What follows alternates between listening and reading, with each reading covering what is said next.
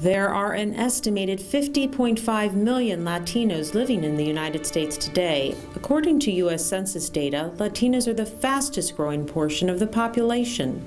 With greater numbers comes more political influence. The Latino vote has been a powerful factor in deciding recent elections, and in 2012, nothing has changed. Buenas tardes, New Hampshire. Soy Kathy Lovers, la hija de Newt Gingrich. Pablo Carvajal, a soldier with the Army Reserve, is an example of how Latino voters are affecting the current election. My name is Pablo Carvajal, and I'm 25, and I decided to come, not really decided to come, but I came with my family in 1997 in January, and we went to Charlotte, North Carolina. Why Republican? Well, I wish there was another party that could represent me better as far as my views go. But we come from a very Christian family, so we're very conservative, a lot of Christian values, family values. So that's a big part of me. It doesn't rule my life, but it's definitely part of it. And since the New Hampshire primaries, my engagement in politics has dwindled, I guess. Primarily because I was in New Hampshire to support John Huntsman, and he dropped out. I became a citizen and I registered in North Carolina to vote for you.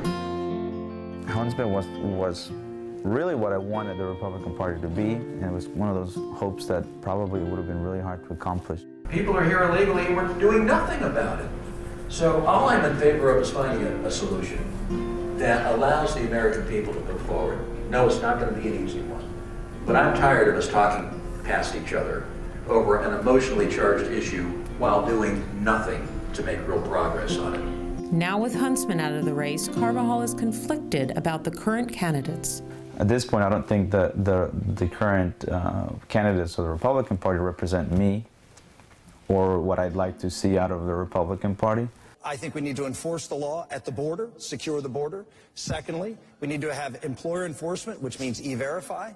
And then we need to have not only employer sanction, but we have to have people who are found who are working here illegally. They need to be deported. To me, I just never really agreed with what Romney had to say. So he is probably the one that I would least like to see as president. Even though he's painted as a moderate Republican, I think he just wants to get elected, and he's not somebody that I could trust as a president. Despite their lack of follow-through on immigration, Democrats are still confident they can win the Latino community. President Obama supports comprehensive immigration reform, supports the DREAM Act. Every single one of the Republican candidates for president oppose comprehensive immigration reform. But then again, a lot of them are disappointed with Obama and the Democrats because they it's supposed to be the party, the stereotypical party of supporting the minorities, and they had their chance, I think, within the first 2 years of Obama's presidency, and he didn't get much done. And the candidates are focused on Latino voters because they've been a big part of winning elections. Interestingly enough, George Bush actually did really well with Latinos because of his connections with Latino voters when he was in Texas, because there's such a large Latino population in Texas. Most recently, President Obama won 67% of the Hispanic vote in 2008. In past elections, both Bush and Obama have won the majority of the Latino vote. Yet some question whether they've made sufficient progress for the Latino community. Democrats also understand that they need Republicans in order to really solve the issues that Latinos care about. A great example of that is immigration. Democrats cannot pass immigration reform by themselves. But for Latinos, immigration is not just a political issue to debate. It's a part of life. Like many others, Carvajal came to the U.S. from Costa Rica when he was very young. But I think maybe as an immigrant and being a little kid coming here, it's hard adjusting to the U.S. because I lost all my friends. I remember crying with my siblings because we didn't understand what they were saying. Aside from immigration, the economy and jobs will also be in the minds of Latinos at the ballot box. The Latino vote is not really all that different from the mainstream American vote. Latino voters this election cycle are very worried about the economy. They're very worried about jobs. They want to make sure that they are able to give their kids a good education.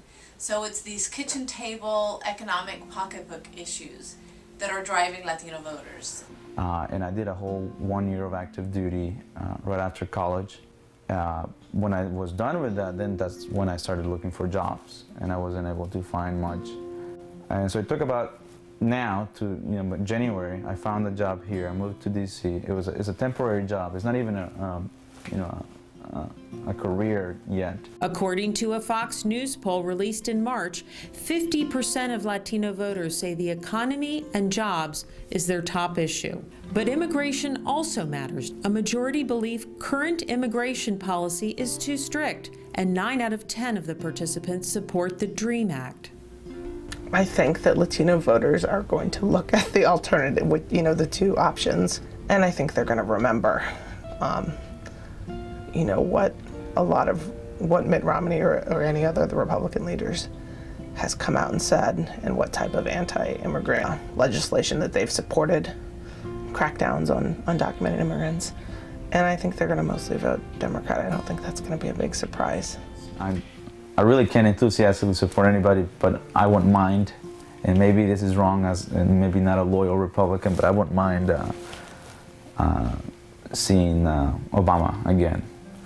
I'd rather have him than the remainder of the Republican candidates. Are we at the point where we are realizing our potential? Absolutely not. There are 20 million Latino voters who are eligible to vote and don't vote. Everyone talks about the sleeping giant that is a Latino vote, and that once it really flexes its political muscle, leaders all across the political spectrums will actually stand up and pay attention.